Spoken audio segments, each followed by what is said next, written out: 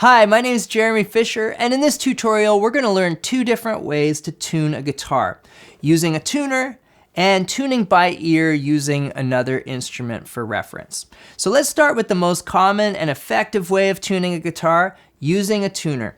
I've got a clip-on tuner here, which works on acoustic and electric instruments. There are all different kinds out there, but I do recommend this one. It's called the Eclipse by D'Addario. And it charges via USB. It's got a nice bright indicator, super easy to operate. I've put a link in the description to where you can purchase one, but this video is not sponsored. This is just the tuner that I like to use. If you already have a tuner, chances are it's gonna work just fine for this tutorial. So let's get started. I'm gonna pluck my 6th string, the thickest string on my guitar, and it shows me that there's some lights below the letter E. Now I see the letter E, that's good. That means I'm close to the pitch I want to be on, which is E. This is my low E string after all. So I'm gonna go to my tuning machine that's attached to my 6th string. It's this knob here, and I'm going to, because I'm a little below the pitch, I want to tighten it so it goes into pitch. I'm gonna do this very slowly, and I'm gonna get a good pluck on my string so it's ringing out. And I want to do this until I see an even line on either side of the note. See, it's blinking there on top. It means it's still a touch loose. It's fading out. I want 2 good strong lines. I want to be patient here. There we go. I like that.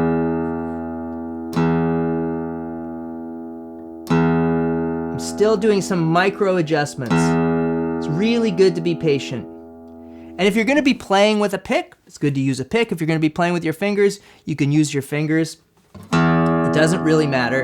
You just wanna get a really strong pluck of the string to give the tuner all the information it needs to tell you where you're at. Okay, let's check my 5th string, which is the A string. Looks like I've got 2 even lines either side of the A string. We're looking good there. On to the 4th string, which is the D string. Now you can see the indicator is above the letter D, and that tells me that my string is a little bit too tight, so I'm gonna wanna loosen it off. And let's pause for a second because you may not have the same indicators on your tuner. And if yours is a side-to-side indicator, like maybe it's a meter, maybe it's a needle, that goes from side to side, or maybe it's lights that go from side to side. If your lights or your indicator are to the left of the note you're trying to hit, you are gonna want, that's gonna mean that you're gonna wanna tighten. So that's like on mine, it's below, on yours it might be to the left, and if it's too tight, it might be to the right of your note, whereas mine is above. So there are different ways of doing it, and I can't speak to every single style of tuner, but it's very likely that that's what the indicators mean if you have that horizontal view of the indicators. Okay, so my D string is a little too tight, and I'm gonna wanna loosen that off. But I'm not just gonna loosen it down to the D and leave it there. I'm actually gonna go below, because it's my preference to always tighten into the correct pitch. And I have a reason for wanting to do that. Here we go. That looks good. The reason for that is if our string is a little bit sharp, it's a little bit above the pitch we want to be on, and we loosen, the string, especially these wound strings on the lower notes, they can get caught in the tuning machine, they can get caught in the nut, and then when you give a really hard strum, it just the tiniest little bit could get caught, and then it will loosen off as you're playing, and it won't be in tune anymore. So I find that when I go down below the note and then tune up into the note, it gives me a stronger, more secure pitch that I know isn't probably gonna go anywhere as I'm strumming and playing. All right, let's move along. The 3rd string is the G, and it looks like I'm in pretty good shape there. B, same thing. And next is the E string. It's pretty good. Looks a tiny bit sharp, so I'm gonna loosen it. On this side, So I was doing, to tighten my strings up here, I was doing a counterclockwise, and to loosen I was going clockwise. And because we're on the other side of the headstock, if your tuners are like mine, and you've got 3 on either side, it's gonna be the opposite when you look down from the top. So I'm gonna go below the E and tighten up just to make sure. And there we go.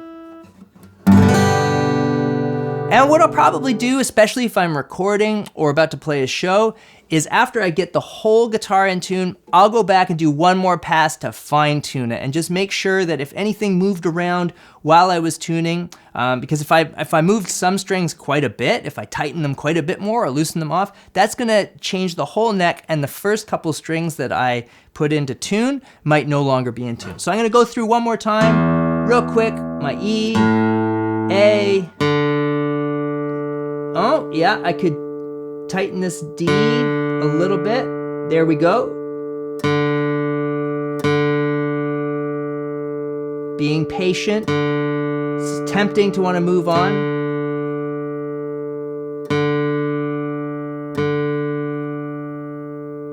There we go. G,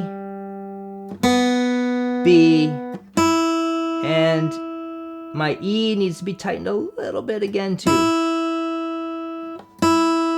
Now you can do a third pass if you like, but you can also just play a chord and say, play a few chords, check them all out, and see if that is sitting in tune to your ear. Now speaking of tuning by ear, I'm also going to show you how to tune by ear. So maybe you're playing with a piano player, you don't have a tuner. Let's move the tuner out of the way.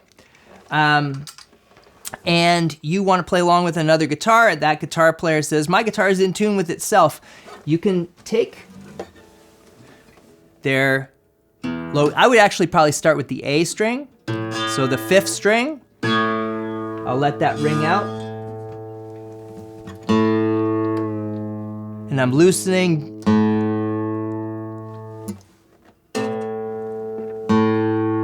And you want to use your ear.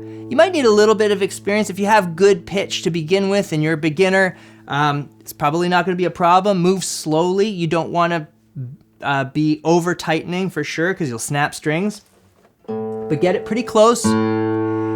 And I can say, okay, my 5th string is in tune with that guitar's 5th string. I don't know about the rest of the guitar, but this is in tune. So this is one way that I can tune is using the 5th fret of the 6th string is the same note as the open 5th string, the A string. So that's pretty good, but if I want, so if I were, and I want to listen for any resonating, are those the same pitch? They sound pretty much like the same pitch to me.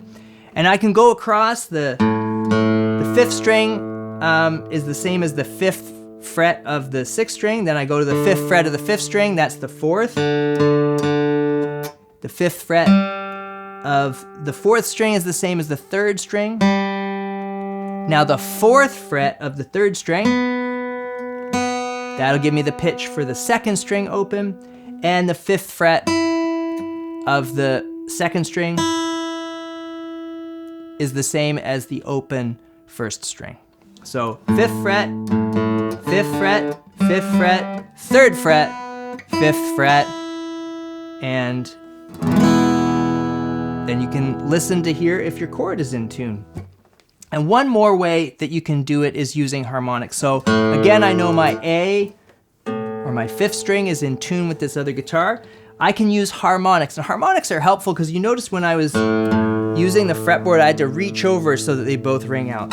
If I want to use this hand, I can use the 7th fret of the 5th string and the 5th fret of the 6th string and play these harmonics together, and they are the same pitch.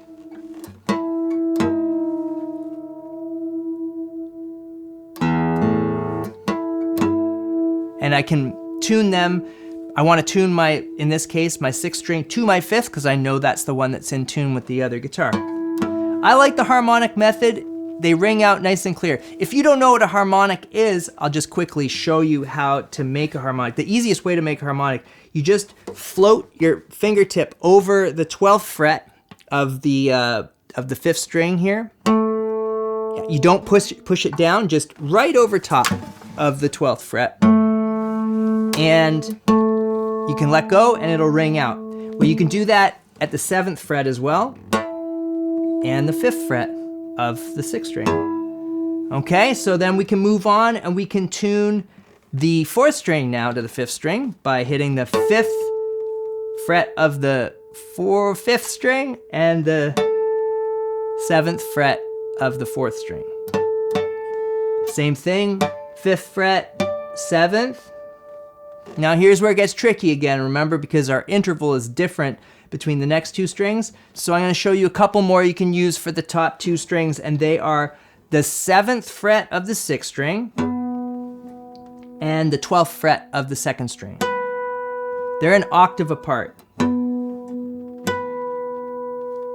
And you can use the 7th fret of the 5th string and the 12th fret of the 1st string. And they're also an octave apart.